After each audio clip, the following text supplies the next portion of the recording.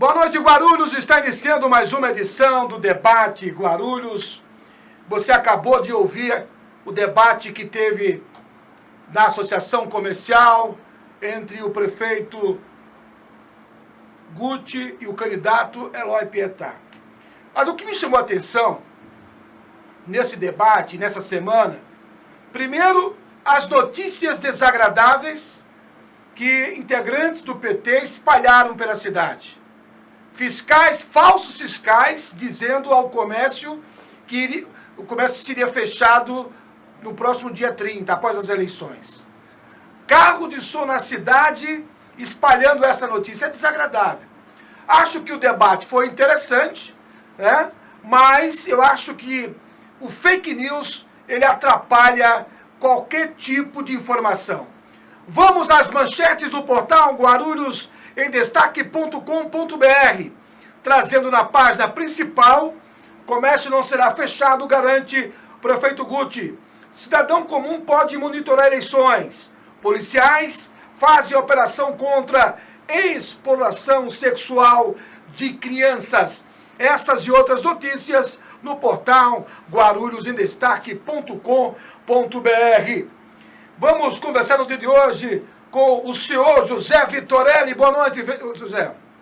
Boa noite a todos. Um prazer sempre estar aqui com o Geraldo e todo o time aqui que dá apoio. Então, é uma honra estar aqui mais uma vez, compartilhando ideia com todos. Zé, você fez recentemente, publicou um texto seu que está no nosso portal, agora em destaque, que fala de inovação. As empresas que precisam inovar atualmente, na sua visão? Olha, essa é uma pergunta muito interessante, porque, na verdade, eu creio que estamos num momento em que todos, indistintamente, precisamos inovar. Todos, quer você seja um micro, um pequeno, um médio, um grande empresário, não importa. Quer você seja um profissional que faz aquele trabalho que aparentemente é uma rotina, você precisa, de alguma maneira, se destacar. A inovação, ela tem que fazer parte do seu DNA a partir de hoje e cada vez mais, porque, veja, Geraldo, vivemos num mundo de muita incerteza, vivemos num mundo em que hoje o mercado está em estabilidade, porém em um certo nível de recessão econômica e, portanto, a concorrência aumenta, a necessidade de qualquer empresa é de buscar sobreviver e se destacar aos concorrentes. Então, sem inovação, que é o único caminho para que você possa sobreviver, se sustentar, você realmente não tem como seguir adiante. Você acha que hoje a startup é uma grande novidade de inovação?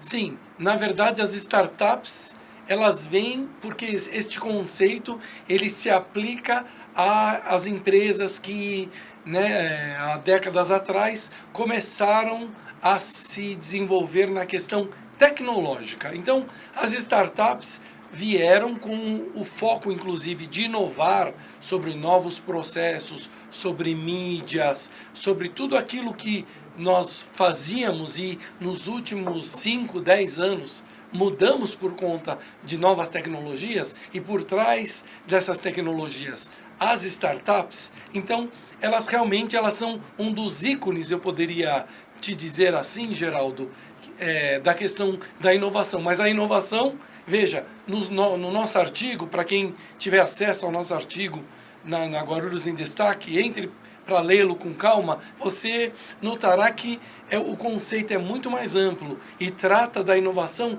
como um todo. Agora, Vitorelli, você acha que hoje, com tudo que passamos, na pandemia, o empresário ele está antenado para essas mudanças? Olha, eu creio que o empresário ele está sendo forçado a buscar mudanças. Se ele não buscou por iniciativa própria, ou se a sua empresa, através da estratégia, do seu planejamento, de visão de mercado, de modelo de negócio, não buscou, ele está sendo pressionado a buscá-lo, porque sem a inovação na sua política de novos produtos, no desenvolvimento de processos, na melhoria de processos, na busca de agentes e parceiros estratégicos, certamente este empresário ele está sofrendo porque ou o seu faturamento baixou, ou a sua produtividade também está reduzida e afetou de alguma maneira os seus negócios. E o que é preciso fazer para crescer nesse momento? Olha, para crescer você precisa, em primeiro lugar, ter a sua empresa no nível de gestão organizada, mas os seus olhos, dentro do que é visão de negócios, estarem voltados para observar o mercado muito além da forma como você sempre observou no seu produto, no seu serviço, e tentar buscar, talvez melhorando o processo, melhorando o produto, melhorando o atendimento, fazer com que você se recoloque, se reposicione no mercado e com isso comece a colher novos frutos vindos desta inovação. Agora, por que hoje muitos empresários demoram a buscar essas inovações? E aí, por exemplo, nesta pandemia, onde muitas empresas buscaram no home office alternativa para que evitassem aglomerações de pessoas, muitas não estavam preparadas porque não foram buscar essa inovação. Você acha que com isso as empresas descobriram a necessidade de estar permanentemente atualizadas em softwares, em novidades? Sim, essa é uma ótima pergunta, Geraldo, que você faz. Eu creio que é um ponto, ao mesmo tempo que você pergunta, ao mesmo tempo você coloca aí uma circunstância em que nós chegamos. Nós fomos vítimas, digamos assim, da questão sanitária, da questão de pandemia. Esta pandemia nos forçou ao isolamento, ao lockdown. O lockdown nos forçou, aqueles que tinham ainda o vínculo de trabalho, nos forçou a buscar ser produtivos para justificar o trabalho, ainda que as empresas que o tenham ou não. E com isso, claro, houve uma busca forçada, eu diria, de tecnologia, de rever processos, de buscar produtividade. No entanto, Geraldo, isso não se aplicou a todos os negócios e a todas as camadas profissionais e setores, porque muitas pessoas hoje ainda precisam do presencial. Veja, por exemplo, estamos diante de uma revolução grande no ensino à distância, no EAD, não é mesmo? Porém, nós sabemos que uma boa camada da população ainda não consegue, em níveis cognitivos, entender, evoluir sobre este tipo de processo EAD. Então, eu creio que ainda temos um longo caminho. E eu aplicaria isso a diversas outras situações. Veja a telemedicina. A telemedicina, hoje, ela também vem vindo com muita força, né? Adquirindo, inclusive, passando por regulamentações. Porém, nós sabemos que a medicina e o atendimento presencial ainda são chaves, ou seja, teremos que sair deste mundo e dessa situação pandêmica pensando num híbrido, mas nunca perdendo o foco da sua missão principal, que é o atendimento, que é fazer com que o ensino chegue na ponta, que é fazer com que o seu paciente seja devidamente atendido e até salve uma vida. Então, eu creio que nós estamos buscando ainda este equilíbrio entre tecnologia e desenvolvimento humano. Você acha que essas duas coisas podem andar juntas? O mercado ele está pronto para isso? Certamente, certamente. Veja que, inclusive, no nosso artigo, esse artigo mencionado por você, nós falamos de vários exemplos. Então, veja, por exemplo, nós temos hoje empresas, marketplaces, não querendo fazer aqui nenhum merchan, mas Magazine Luiza tem um marketplace invejável. Mercado Livre tem uma plataforma de e-commerce, que é um modelo hoje, pensando na inovação tecnológica. Nós temos hoje a maior empresa de táxi do mundo, ela não tem um táxi, que é a Uber. Uma das maiores empresas que também não tem táxi, Táxi 99. E aí, pensando em inovação, veja, por exemplo, que a própria Uber, ela já está inovando. A Uber está lançando Uber Eats, que é aquela entrega de alimentos através de uma plataforma criada pela Uber. Sim. Nós temos a Uber Black, que é a própria Uber oferecendo carros de luxo, sem ter um carro.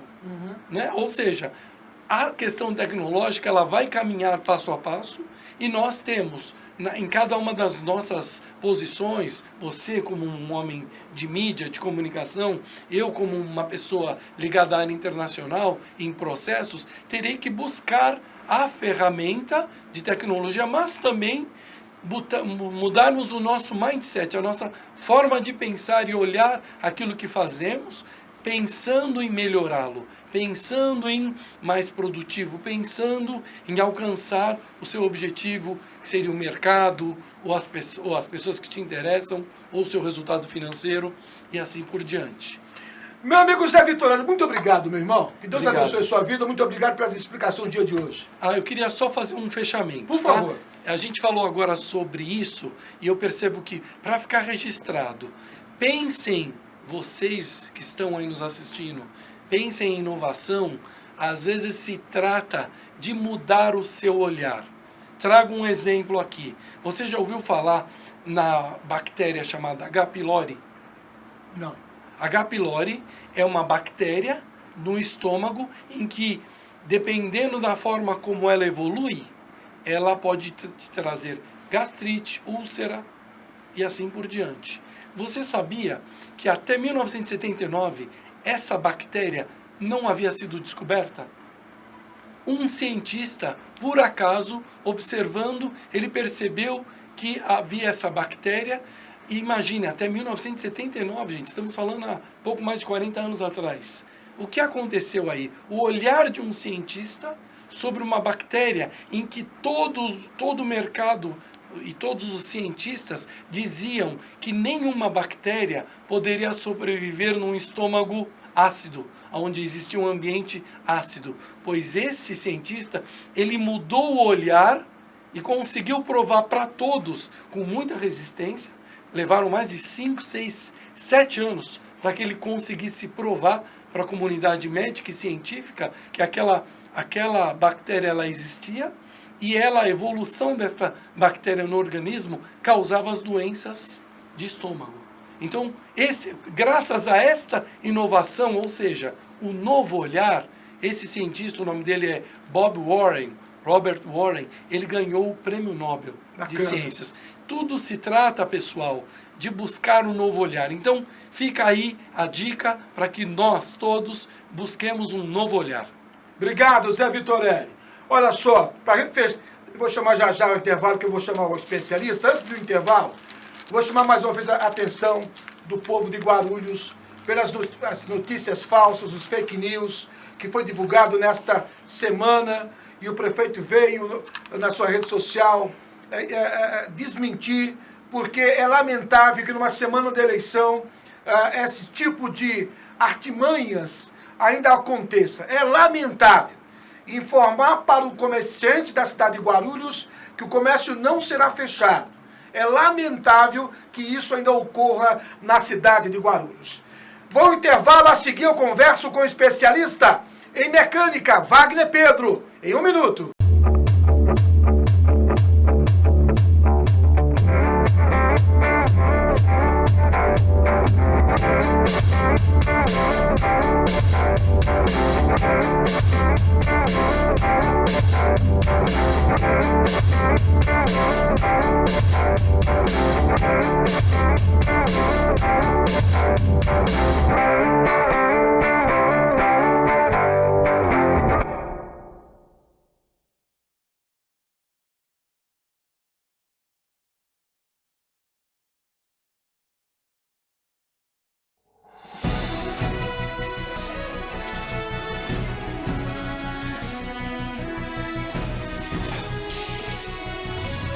Nesse domingo, a partir das 5 horas, um time de jornalistas e especialistas estará na cobertura das eleições em Guarulhos.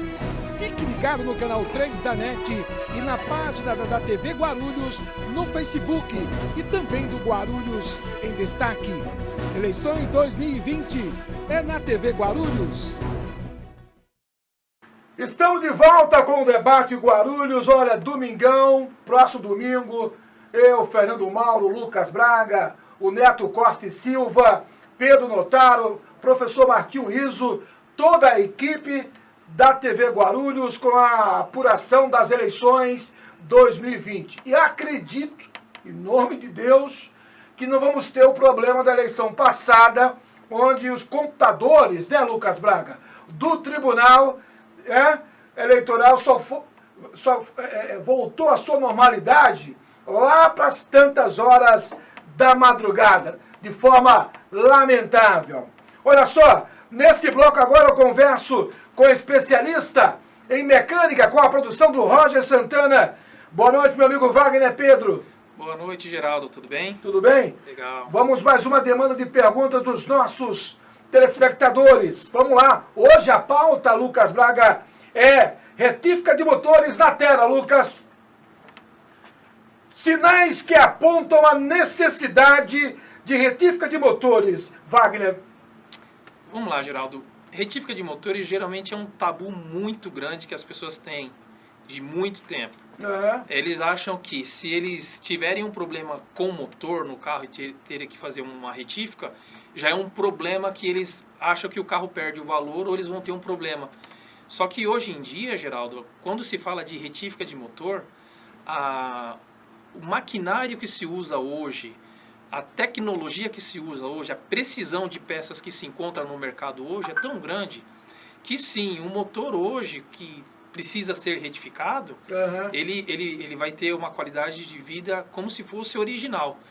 E como que ele apresenta que ele está com desgaste natural? Tem vários motivos que faz com que você tenha que levar o motor para fazer o motor na retífica.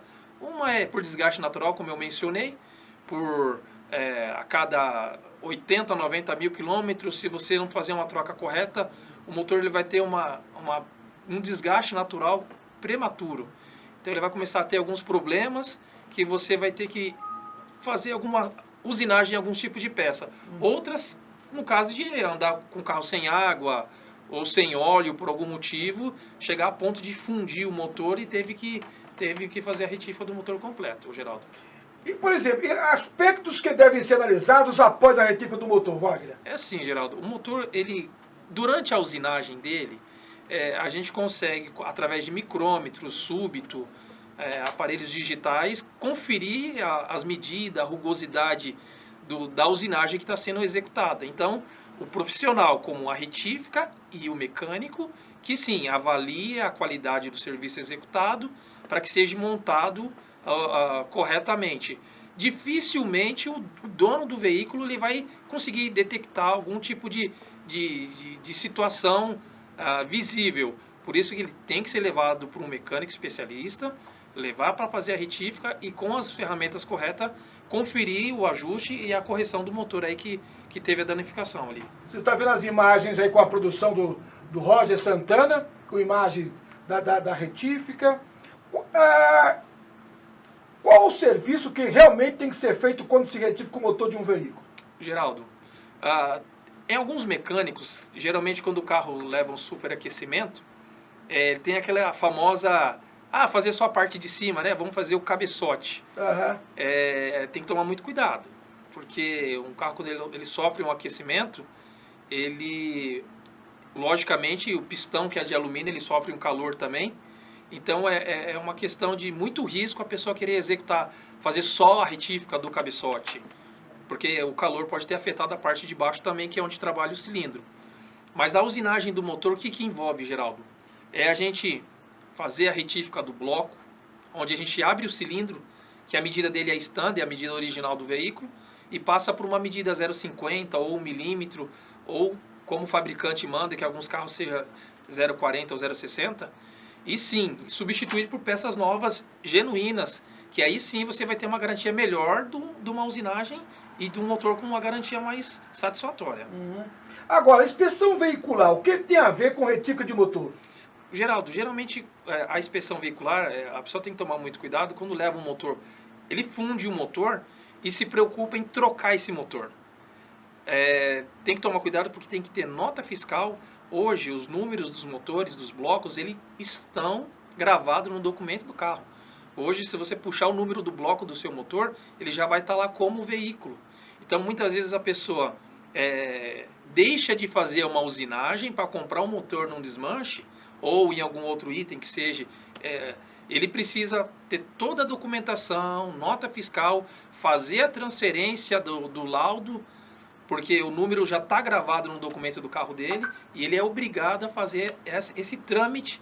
Então, o laudo veicular é muito importante para que a pessoa faça o próprio motor e não fique substituindo, que isso fez com que a demanda de veículos roubados no mercado acabou por causa disso, viu, Geraldo? Uhum. Ele obriga a pessoa a executar o próprio serviço, não ficar trocando por qualquer outro sem... como era antigamente. Antigamente você trocava um motor, colocava outro e assim por diante. Agora não. O bloco, ele é cadastrado no chassi do carro, não pode ser substituído. Agora, tipos de retífica de motores. Então, Geraldo, igual eu mencionei, vamos retificar o virabrequim, que é a parte de força, vamos falar da parte de força. Bielas, fazer uma troca de pistão, que é abrir o alojamento do cilindro. Ali sim, é uma parte de usinagem de motores. Quando se envolve aí para fazer o motor completo, troca de anéis, pistão, retentores, bomba de óleo. Então, a usinagem, quando é feita através de medições corretas, como a gente mostrou no maquinário que a gente tem, e colocando peças originais, você tem uma vida útil de um motor como se ele fosse original de fábrica e com garantia tanto da mecânica quanto de quem fez a usinagem ali da peça, o Geraldo. Agora, o Wagner, estou conversando com o Wagner Pedro, especialista em mecânica. Existem motores que não precisam de retífica? Assim, dificilmente não precisam de retífica, mas sim que não dão retífica. Hoje a maioria dos motores aí 3 cilindros, uma demanda que está saindo no mercado, alguns importados, eles não têm medida para poder fazer uma retífica. Uhum. Por exemplo, quando você retifica o motor, você abre o cilindro para 0,50. Alguns fabricantes não estão fabricando o pistão 0,50. Ou seja, antes de executar e tentar fazer uma usinagem, precisa saber se esse veículo posteriormente já tem no mercado alguma medida, peça de reposição para ele. Então, hoje sim, existem muitos carros que não dão retífica. E aí você tem que comprar um motor novo na concessionária para fazer a substituição, nesses casos. Agora é evidente, né, Lucas? Lucas, você tem o hábito de ver o nível de óleo em casa, né? Nível de água. Eu acho que eu vi o Neto 2 vezes, aí na Marginal eu acho que faltou água naquele carro, hein? Opa! O carro do Neto, se faltar água, já está acostumado já. Vai embora. Agora, tem alguns cuidados essenciais para evitar que o motor chegue no limite, né? Sim. É essencial manter uma manutenção preventiva no veículo. Troca de óleo no tempo correto. Se o carro, a etiqueta do veículo é para 10 mil, troca com 8 mil. Previna um pouquinho, troca esse óleo com um pouco menos tempo. Líquido de arrefecimento, a cada 6 meses faz a troca do líquido de arrefecimento do veículo. Vai fazer com que o motor refrigere muito melhor e ele tenha uma temperatura adequada. A gente vive num país tropical em que alguns carros franceses, ele veio com um sistema que tem que ter um aditivo para poder refrigerar mais o motor. Esse negócio de só colocar água de torneira, não dá mais certo. Infelizmente, a tecnologia, ou felizmente, né, veio nos proporcionar com que essas tecnologias de fluido, de água, possam com que o motor dure mais tempo e refrigere muito mais. Então, use essas questões, que muitas vezes tem um tabu, viu, Geraldo, que as pessoas, vou colocar água de torneira. Não pode, tem muito minério, a temperatura de uma água normal para uma água desmineralizada com aditivo é quase 12, 13 graus a menos no veículo, ou seja, o carro agradece, com certeza, para a manutenção ali do motor. São cuidados essenciais para a vida longa do carro. Com certeza, é o que necessita, o carro pede isso. Muitas vezes o dono do veículo, ele tem que ter um pouquinho de sensibilidade na manutenção do carro. Toda vez antes de sair para trabalhar, confere o nível de óleo, confere o nível de água. Isso é uma obrigação do dono do veículo. Lógico, passa no mecânico a cada semanalmente ou a cada 6 meses ali, para conferir se está tudo ok, mas esse check-up tem que ser feito pelo dono do veículo para ele poder dar o feedback para o mecânico que realmente tem um problema ou não, tem um vazamento ou não, e sim, levar para a gente poder fazer a manutenção que for necessário antes de chegar num caso desse de retificar o motor completo, que com certeza vai sair muito mais caro do que meio litro de água, Geraldo. Meu amigo Wagner Pedro, especialista em mecânica com produção do Roger Tavares. Até a semana, aliás, Roger Santana. Até a semana que vem, meu amigo. Abraço, Geraldo. Boa noite, Guarulhos. Vai ser, portanto, de hoje com o meu amigo Wagner Pedro, especialista em mecânica de automóvel, com a produção do Roger Santana, que deu algumas dicas, cuidados essenciais para a vida longa do seu carro. Com Lucas Braga, Felipe Pó e Nelton Costa e Silva. Mais uma edição do Debate Guarulhos. Boa noite.